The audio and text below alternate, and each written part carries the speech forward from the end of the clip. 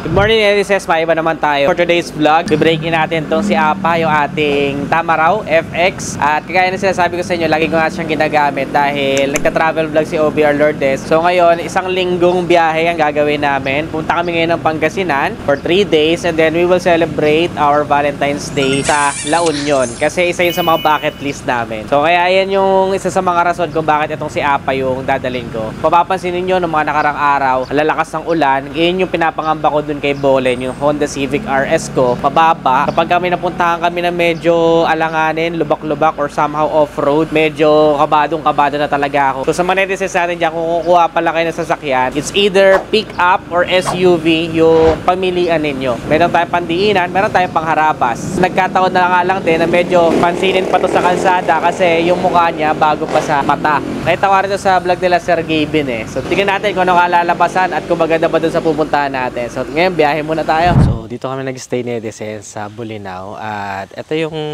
pinag-stayan namin. Di ba? Ganda. So, may malaking clamp kasi clamp capital pala itong Bolinao. At gulat ako dahil palang mga tourist destination dito. So yun, Edison, dumating na nga tayo dito sa aming pag-i-stayan sa Redwood Cabin. Dito kami nag-stay at nai-break-in na nga natin. Pero hindi pa totally break-in kasi nung sinilip ko parang nasa around 700 pa lang yung tinatakbo nito ni Apa. At hindi naman tayo binigo. Surprisingly, okay naman yung kanyang suspension. Nandun yung pagkamatagtag dahil syempre pick-up nga ito. Characteristic niya medyo mayalin tulad natin sa Hilux kasi yan nga, di ba? Hilux Tamaraw. And then ito isa sa mga parang moment na gustong-gusto ko kapag ganito yung pinag-i-stayan ninyo or parang papangarapin mo na maging bahay mo soon in the future. Yung may maluwag na bakura na kung saan habang nagkakape ka sa umaga at tititig-titigan mo yung mga naipundar mo. Kagaya nito, si Apa, yung ating Tamaraw FX na utility van, meron siyang likod para madaya tayo maisakay. Tititig-titigan ko siya sa umaga. Do, ayun nga kasi sa atin sa Pilipinas nga, syempre may konting stereotyping talaga pag nakakita ng likod. Pero ako every time na nakikita ko yan, parang practicality yung una pumapasok sa isip ko kasi gaya kahapon, day 2 na kasi namin to, pero kahapon nagkaroon kami ng activities na kung saan nagpunta kami sa Patar Beach, nagpunta kami sa Cueva. Helmet, sinela. Uy, lamig.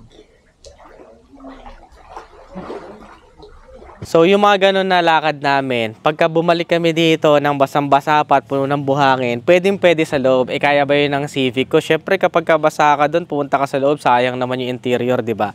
So ito, wala ka-arte-arte yung loob niya. So disusi pa siya, ito yung susi niya, Nedicens. Pakita ko sa inyo yung loob niya. Ganda dito, no? Sarap na ganito, ito yung pinaka-pinapangarap ko. Meron pa siya actually malaki, ayan yan. Ito yung malaki. Naabangan nyo na lang sa vlog ni OBR Lourdes kasi kagaya nga sinabi ko sa inyo, yun yung main purpose na nagva-vlog ng travel vlog si OBR Lourdes. Medyo maganda na rin yung career niya doon. Kaya isa ito sa magiging masasabi kong tools. Dalawa pala yung susi niya. So, ito yung isa. Tapos ito yung isa pang mga pintuan. Pero same din naman. Kaya lang mas maganda to pang pintuan. So, ayan. Kagaya niyan, sumabak na. Kita mo, ang daming buhangin dito. Tapos, pag umupo ka na may buhangin pa, okay lang. Diba? So, pangarabas talaga siya. Walang kaarte-arte. At the same time, dual AC pa din. So, yun yung isa sa mga talagang bentahe sa akin itong Tamaraw FX na sa purpose namin, almost camper van na yung pinakahinahatid niya na purpose sa amin. Utility van kasi siya. So, parang travel vehicle na talaga namin to. At nakakatuwa. Kasi wala na akong pangamba. Kung familiar ka dito sa Bolinao, Pangasinan, medyo may mga kalsada talaga na sobrang liliit lang na alanganin magkasya ang dalawang sasakyan at kailangan mo na ilaglag sa gutter yung kabilang gulong mo. So bigayan kung naka-Civic kami, kahit na hindi ganun kataas yung gutter, siguradong sasayad yun. At masakit sa damdamin yung kapag kayong ganung sasakyan yung pinang-gutteran mo. So, di ko rin talaga alam kung paano magta-travel vlog dito sa YouTube. Sa Facebook, madali lang. Kaya natin. Di ko alam kung paano magta-travel vlog. Actually, kaya ko mag-travel vlog. Problema ko lang. May manonood ba? Kasi usually dito sa YouTube, informative talaga yung habol sa akin ng tao. Pero part of our personal brand, ay incorporate ko rin na paminsan-minsan. Mag-share ako ng mga insights ng on-hand na experience natin, yung mga gustong malaman, yung mga personal experiences natin about dito sa Tamaraw FX. At ngayon nga ay nag-compute na rin tayo ng magiging actual kilometers per liter niya. So, nagpagasolina tayo at pinicture natin yung Odo nasa around 300 kung magkano yung full tank. And then, on our next refill ng fuel ay bibidyohan natin kung ilan yung nadagdag sa Odo at magkano yung kabuuan na nirefill para makompute natin kung magkano siya kilometers per liter na average fuel consumption. So, this is a fuel consumption na gamit na talaga. Hindi na to yung parang tinitipid. Actual na gamit na talaga dito sa Tamaraw FX natin na si APA. So, yun lang. Pero, sobrang sarap sa pakiramdam talaga. It's actually good. Pero, base sa experience ko, iba pa rin talaga when you experience nature, when you experience yung creation ni God, na-enjoy mo siya. I believe na ginawa talaga yung creation ni God para sa atin to enjoy. And yung hard work natin will be a tool para ma-enjoy natin yon na hindi na iniisip yung pera to come on our way. Na parang punta ka doon, tapos iniisip mo yung budget mo papunta doon. So, dapat syempre budgeted na siya. If may pamilya na kayo, may priorities na kayo. Budgeted na siya. Pero still, you make way para makapaggala, makapag-travel sa mga ganitong lugar. Kasi doon ko mas nafe-feel talaga yung buhay kapag ka nagta-travel tayo sa mga ganong lugar. Parang nafe-feel mo yung essence kung bakit ginawa ang tao to enjoy yung God's creation. Marami pang aspeto, pero alam mo yun yung pinaka tumatagos talaga sa akin. Na despite na talagang sobrang hard work natin all through the month, all through the days, minsan years pa, when you come to nature, when you come to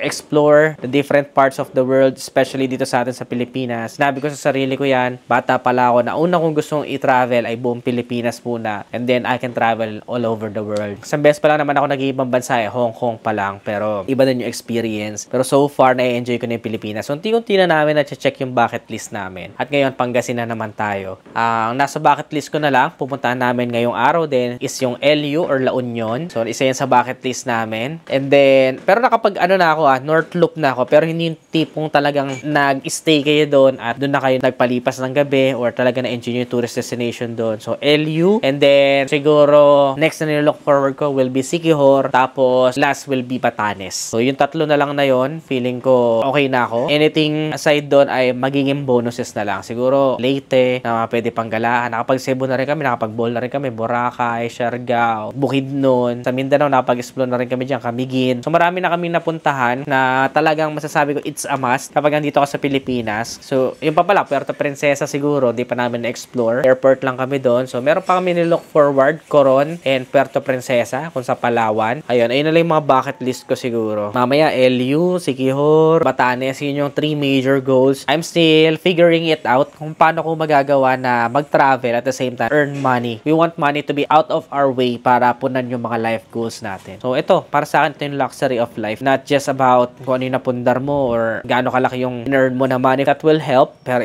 everything is not all about money. Kailangan ma-experience mo pa rin yung mundo. Kasi kung nakulong ka sa pera, para ka nasa cage, nakulong ka sa pera, para saan pa yung kinikita mo? Just a quick 2 cents dun sa ginagawa namin na travel adventure. Bitawan ko na lang to. It's not for everybody, pero I think plano ko gumawa ng isang separate page for my insights. And I would love this one to be pure motorcycle and car reviews, pure informative. Pero mali mo, di ba? Kapag maganda response nito na nakakapakinig kayo ng mga insights sa akin, and I don't expect everybody to agree, pero kapag nakapakinig kayo ng mga insights, mga words of wisdom from me, I hope ma-inspire natin yung ilang mga netizens natin dyan. Just to give you a different part of me na hindi nyo nakikita masyado dito sa YouTube. Yung part of me na about my mindset, about my personal experiences, gusto ko mag-share ng mas marami pang ganun. Yun lang. Pero feeling ko, ubra naman kahit dito sa main page. I don't think kailangan ko pang gumawa ng separate page for it. Medyo gulo pa ako sa part na yun. I don't know kasi kung maging consistent dahil mahirap din talagang gumawa dito sa YouTube. Dahil ang dami ko na pinagsasabay-sabay. Siguro, from time to time, mag-release ako ng mga ganitong video. Kahit hindi naman palagi kasi hindi ko pa alam kung makakapag-commit ako. Pero at least from time to time, diba? May mga ganito tayong upload. Kung umabot kayo dito sa dulo, okay na yon sa akin. Another added value content naman pagdating sa LU. So, ilang netizens, give this video a thumbs up. Gusto nyo ba ng mga ganitong content? Marami pa akong gustong i-share na knowledge and I want to inspire people. This is not for everyone. May mga certain lang tayong tao na makakausap na tatagos yung mga ituturo natin in the future. Because kung matagal na kayo netizens, nakita ninyo yung journey ng life natin from here to here. And I want to share the same experience na baka sakali may inspire sa story ko or you want to have the same journey or maybe not all exact the same pero yung blueprint kung paano ko siya nagawa na kahit papano ay we're doing good, earning money, health and fitness din natin pinapabayaan, pagbabasa continuously to learn, to share ko lahat ng mga natutunan. Yun lang netizens. Again, this is Adriano. Always keep it cool. See you sa La Union.